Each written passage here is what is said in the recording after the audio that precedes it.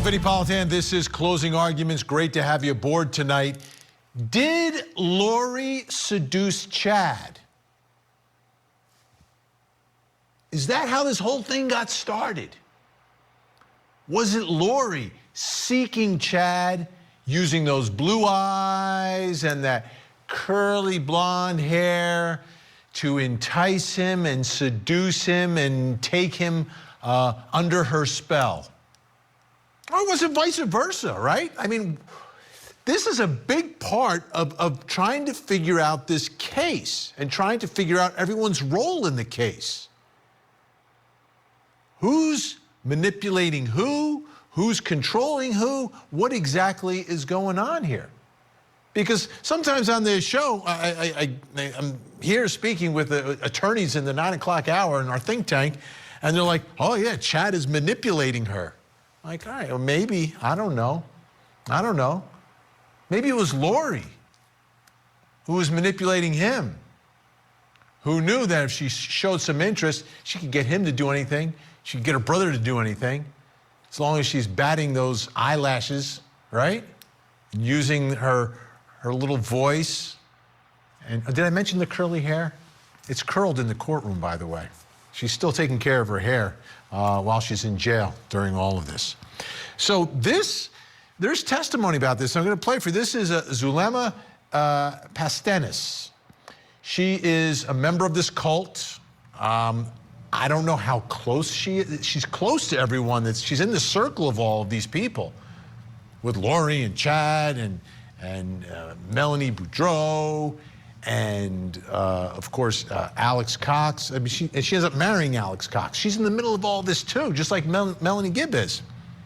And here she is describing Lori going after Chad.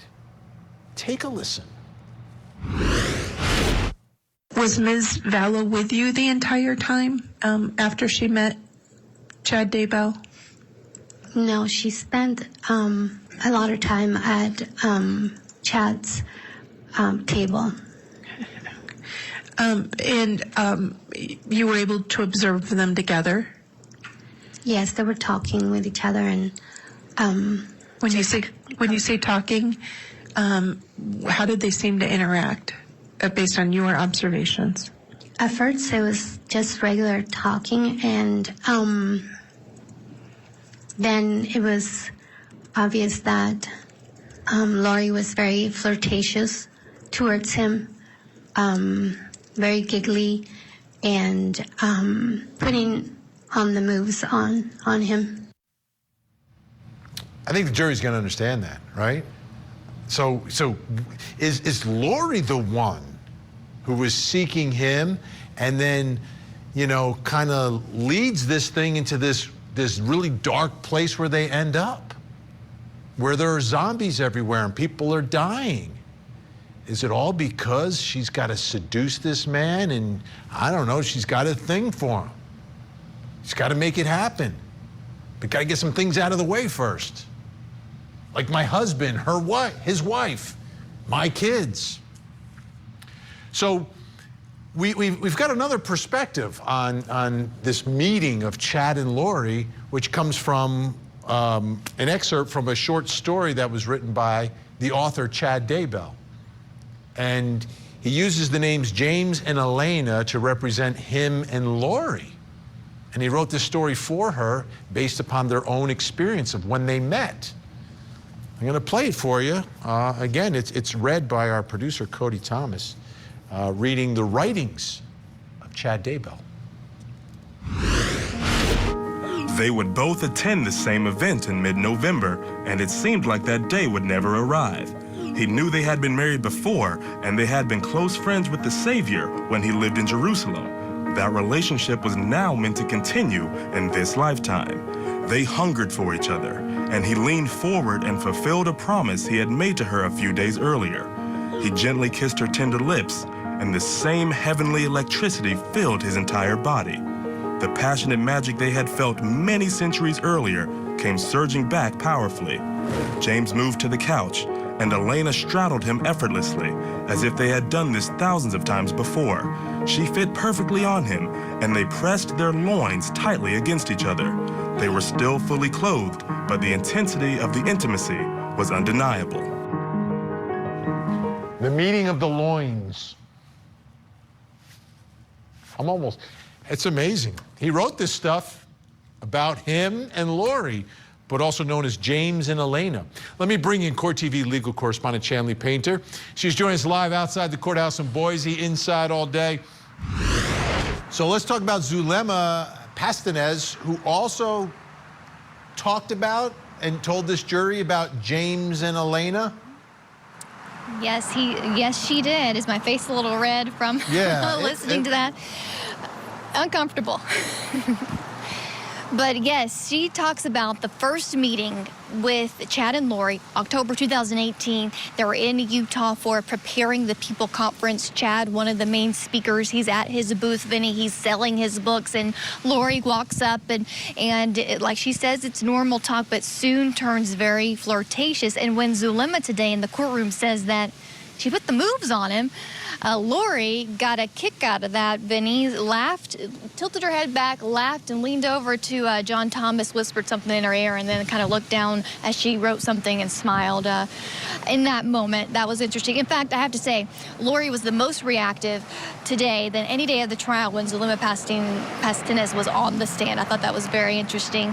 But Zulima describes this immediate connection between the two, and she also goes on to talk about just 2 weeks later when Chad comes to Arizona to stay at Lori's house. There's a moment where they're outside, Chad and Lori playing basketball. Zulima's out there. She feels like the third wheel. It makes her so uncomfortable how flirty Lori is with Chad that she goes inside. Chad turns to go inside too, but then Lori says, "Wait, what are you, afraid of me?" And so Chad stays out there with her. Interesting moment. But not only Zulima talking about this relationship, but Melanie Gibb from the beginning in a police interview and over the years talking about that immediate connection because she was also at that conference. Here's what she had to tell the police.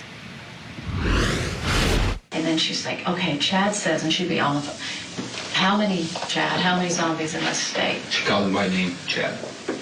I knew she was talking to him. How'd you know he was talking to him? Well, I just did. I don't know. I knew it. Called him by name? I'm sure she did, but Okay. I just know she was talking to him. Who else was she going to get this information from? I don't know. No, she was into him. She was way into Chad. She was infatuated with him big time. There was nobody else she could ever talk to about it. Nobody else could have given her that information. Nobody.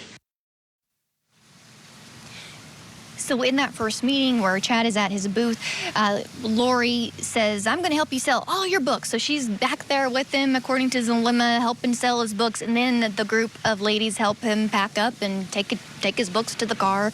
And in that meeting, he tells her they've been married before. I was James the Less. You were my wife, Elena. And so when Lori's driving home from that conference with her friends in the car, she's having them look up, scriptures and verses about James the Less and so giddy about what had happened. Mission accomplished, right? She zeroed in on him. She did her little flirty thing, and the next thing you know, he is hooked. Shanley Painter, great work out there. What a big week. What a big week. We're just getting started with this trial. Shanley, thanks so much. Rest up this weekend, and we'll speak to you on Monday. Wow. Let's bring in our think tank. Joining us tonight in Cleveland, Ohio, criminal defense attorney Ian Friedman. Also with us in Los Angeles, California, criminal defense attorney Lara Uretzian. And in San Diego, California, criminal defense attorney, former prosecutor Brian Watkins. Of course, you can talk to him at brianwatkinslaw.com. Great to see you all. Brian, I'm going to start with Brian on this, if you don't mind, everyone. Was she seducing him? Was she the one that initiated all of this? I think I speak for everybody when I say, ooh, yuck. But that may be the case. And based on the testimony, clearly that's the case. Now, would he have a different story to tell? I don't know. But based on the witnesses' testimony, they seem to say that this flirtation and this coming on to was so obvious that they testified to it as though it was absolutely a matter of fact. So why she was doing that, we'll never know. And we know that they were together. As to the relevance of, as to how they got together, I can't really see the relevance of that at this point. Well, I'll get there, but I think we could say why she was like this. I got 5 reasons to explain. Husband number 1, husband number 2, husband 3, number 4. Now she's working, trying to land her number 5. So let's now take that fact. Let's take that as a fact. Maybe you disagree, but the fact that she's the one initiating this, she's the one that's hooking Chad.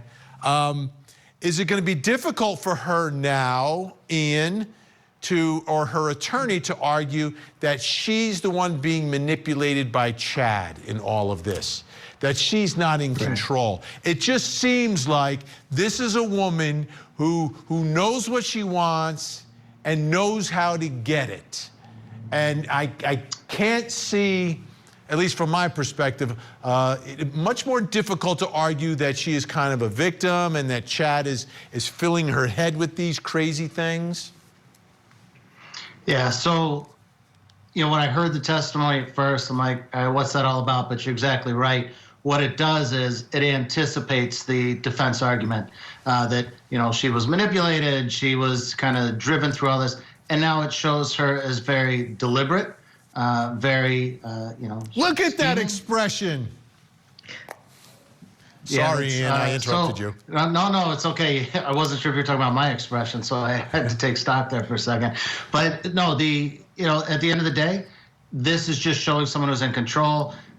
As you said, 5 husbands, here's another person. So when the defense comes around, either through cross-examination or their case in chief, meaning their case, if they're going to put on a case and say, he did this, she was just kind of driven to it, she was manipulated, it's kind of being cut out at the knees right now. So it's a smart tactic. As long as it's getting in on relevancy right now, I assume that the prosecutors are anticipating that being the defense coming up. So yes, it will undercut any sort of effort by the defense. Yeah, Lara, I'm telling you, what I went through in the 9 o'clock hour on Wednesday with the think tank, they were just bombarding me with like, oh, Chad is doing this to her, Chad is doing that. And I was like, well, wait a minute, how about a little girl power here? She has no control of the situation?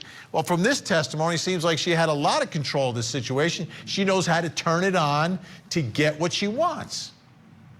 Well, at least what we've heard today or tonight, she was flirtatious. She was able to get that 5th husband. We know she's got that power here. Does that necessarily translate into her having the power to get him to get people to kill her children, to mastermind all of this? I'm not necessarily buying, not yet. I need to hear more evidence. Just the fact that she was flirtatious and she was able to put the moves on and get this man, the 5th one, doesn't necessarily mean that she also masterminded all of this, right? You look at Chad Daybell, he's the one who's got this cult where people believe that individuals or human beings are possessed by zombies or turn into zombies, and the only way to exorcise these demons is by killing them. It's not Lori, it's him. So we still have that to deal with. So, Brian, the other thing about Lori, the way she's being described in the court, I mean, and you heard Chanley describe her, she knows everything that's going on. Like, there were some issues with alleged competency a couple times in the build-up to this trial. But from my perspective, from everything that I've heard described in her actions and reactions in the courtroom, she is very tuned into everything, and even today, tuned in when Zulema is testifying about how she is like going after it and putting the moves on Chad. Exactly, and the problem is that the jury is going to be able to observe her and how she reacts to certain testimony and see that she's on top of it. The jury is not going to know about the competency hearings that happened prior to the trial. They're not going to know about all those those hearings that happened before. So they're going to be limited to observing her now at the trial. But don't get it twisted. when a person is infatuated with another person, it's easy to manipulate the person that isn't infatuated with the person who says, wow, this girl really likes me. Now I can manipulate her and use her. When you're infatuated with someone, you'll do anything for that person. That's the nature of being infatuated with them. So she can spin it the other way. So, it's going to be interesting to see. All right. Well, we'll see.